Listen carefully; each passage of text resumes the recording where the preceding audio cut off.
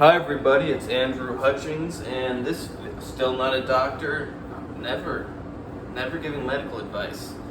Consolidating medical information, putting it all in one place along with my opinion. This video is about if you were going to stay on something to raise your testosterone year-round, what a good choice would be. So, medications like anastrozole, exemestane, tamoxifen, clomiphene, relaxifene, they'll all raise your testosterone by causing negative feedback, but they do so in different ways. So, the anastrozole and the exemestane are going to actually lower your estrogen in your body, causing your brain to send the signal to the testicles to make more testosterone to try to get that estrogen up. Whereas the tamoxifen, relaxifene, and clomiphene, they don't actually lower your estrogen. It stays the same, and your brain thinks it needs to make more. So it makes more testosterone, and actually you get more estrogen. So, is there any reason why you should pick one over the other if you were going to stay on it year-round? Now, I don't recommend being on drugs, and I don't recommend being on drugs year-round. But if you were going to, which one would be best?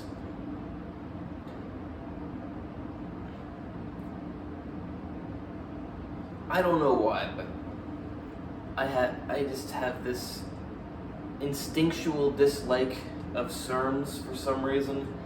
But if you were going to be on one year-round, you should go with one of the SERMs, the tamoxifen, relaxifene, or clomiphene. Now, clomiphene has been shown to cause a decrease in responsiveness to luteinizing hormone-releasing hormone, so I would not go with that one. It may not be a very significant effect, but why go with that one if you can go with a better option that does not cause that desensitization?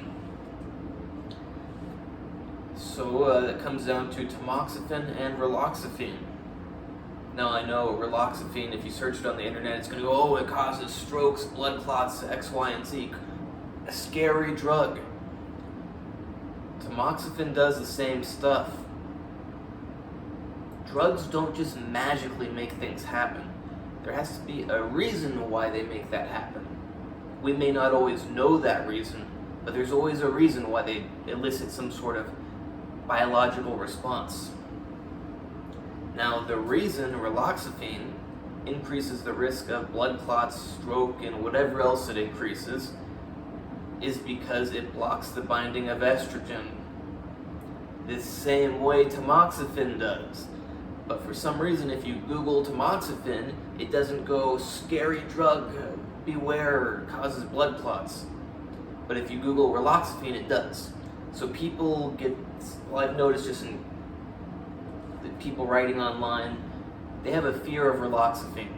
Now, I don't think relaxifene is necessarily better than tamoxifen for raising your testosterone, but I just wanted to tell you that it's, once again, I'm not a medical doctor, but tamoxifen has the same side effects as relaxifene. There may be some other minuscule side effects that we don't even know about that do differ between the two of them, but the main side effects that people worry about are the same. Now, if it were me, tamoxifen has a much longer half-life, and if you're going to take something year-round, it makes sense to go with a longer-acting drug, medication, whatever you want to call it. So I would probably go with tamoxifen, but at the end of the day, it's best to try both and see which one you feel better on, which one you have better results with. You may have better results with one of them, but it makes you feel like garbage, whereas the other one you get slightly less results, but you feel better. So maybe it's worth it to go with the one with a little less results, but you feel a lot better. So you notice that I skipped over the anastrozole, exemestane, letrozole, all those. So the problem with them, and short term it's not the worst thing, although as I always make sure to tell people, temporary changes can lead to permanent changes. Or that's not, I phrase it a certain way. I'm not thinking of it right now, but like I don't know, one time I phrased it in a real smooth way, but basically, a temporary alteration in the way your body works can lead to permanent changes.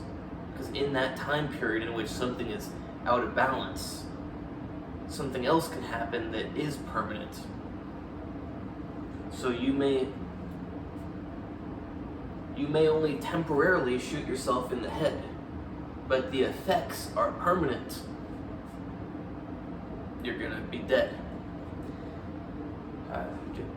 Yeah.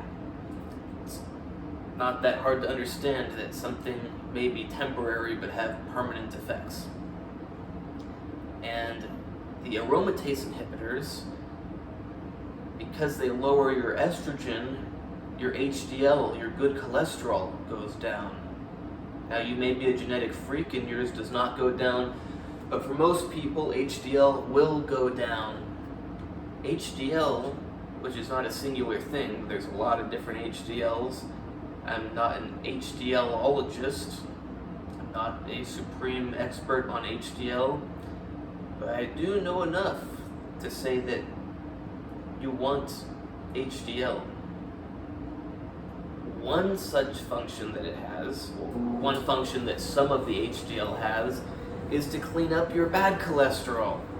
And I think everybody knows that lots of bad cholesterol, is kind of in the name, is bad for you.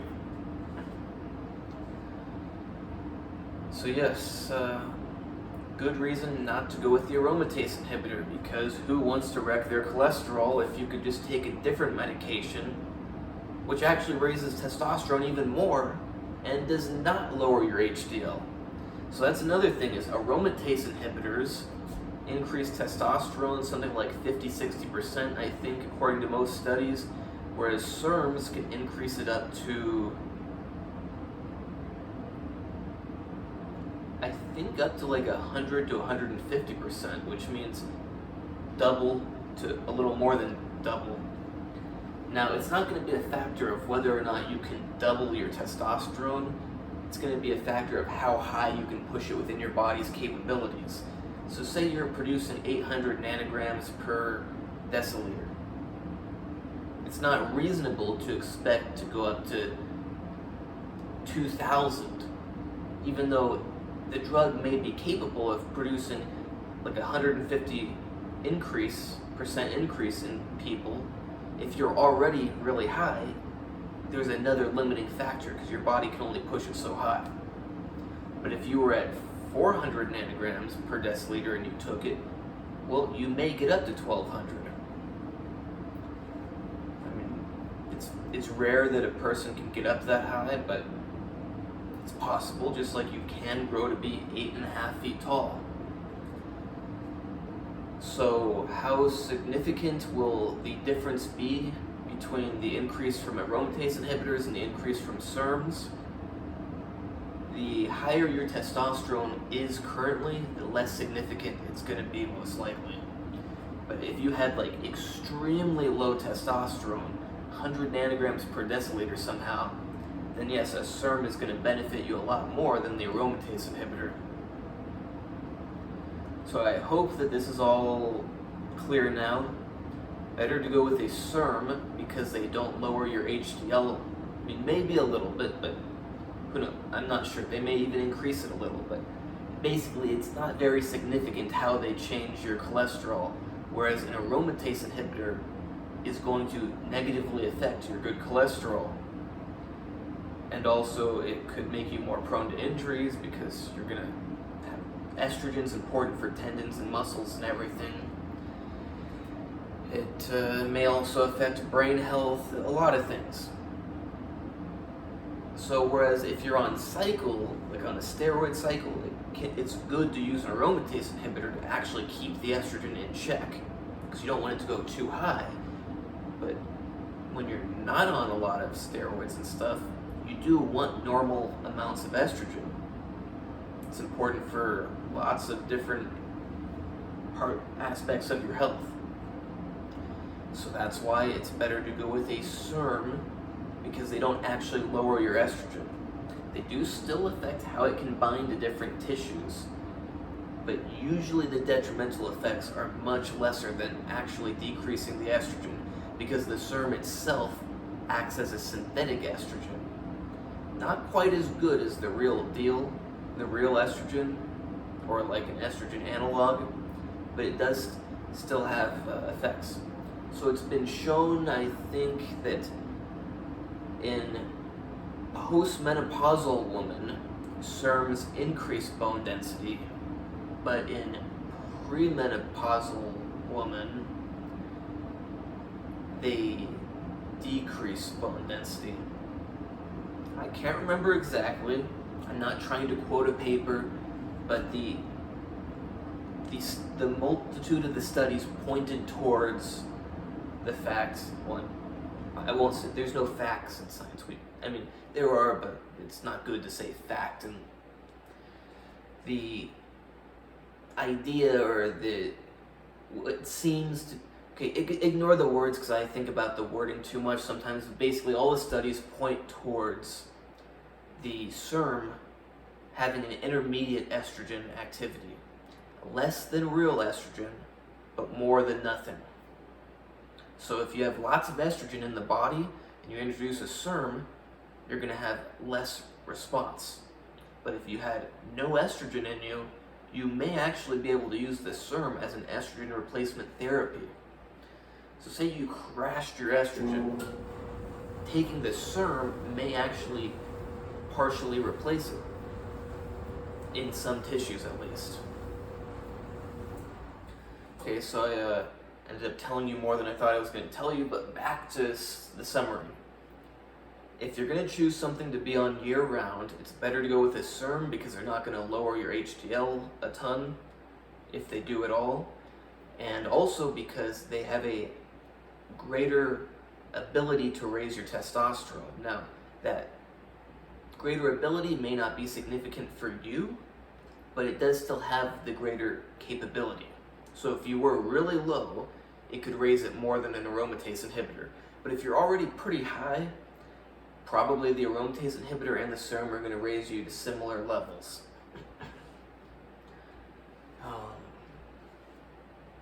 Furthermore, it's going to be healthier for your joints, your tendons, all that. So it's a good idea to go with the serum and not go with clomiphene for a couple of reasons. The one I touched on is that clomiphene has been shown to decrease the responsiveness to luteinizing hormone releasing hormone. There's some other thing it does, I can't remember, but it was negative in regards to your biological things in your testicles and your brain. I can't remember what it was, but it was not good. Not the end of the world, but not good. Like, if you can avoid it, you should avoid it. And clomiphene is also less potent milligram per milligram, but seems to have a similar toxicity milligram per milligram to tamoxifen.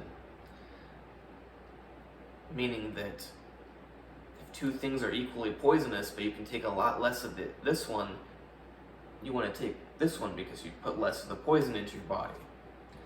So, better to avoid clomiphene if you have access to tamoxifen or raloxifene. Raloxifene, once again, similar side effects as tamoxifen. It's not some evil, scary drug that has these crazy side effects that none of the other serums have. It has the same side effects as other serums because the side effects arise from its blocking of the estrogen. But it does have a much shorter duration of action than tamoxifen, so it may be better for you to use tamoxifen if you're going to be on year-round. Hope you like this video. If you do, click the like, click the subscribe, click the bell. That way you get notified when I release new good content, or good new content, whatever word you want to put first. Share this with your friends. I'm not sure where the share is. You can check out my awesome clothes. These are not clothes I wear outside. It's actually the stuff you wear under your clothes when it's cold. But it can pretend it's like a muscle outfit. I don't know how the lighting is, but because I know people like to wear these compression clothes nowadays.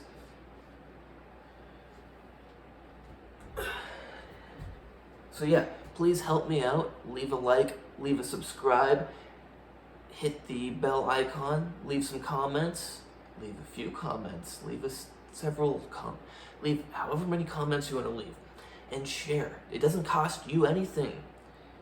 And it's like, I'm giving you all this great information. You don't pay for it, so just help me out, share it with somebody. Have all your friends click like.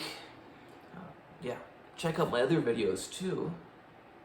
And check out my Instagram, natural_true_fitness.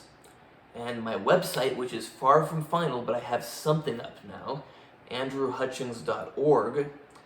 And my book, even though I put it on there as for sale, 50% off, technically it's not for sale until I know that my disclaimer is going to protect me.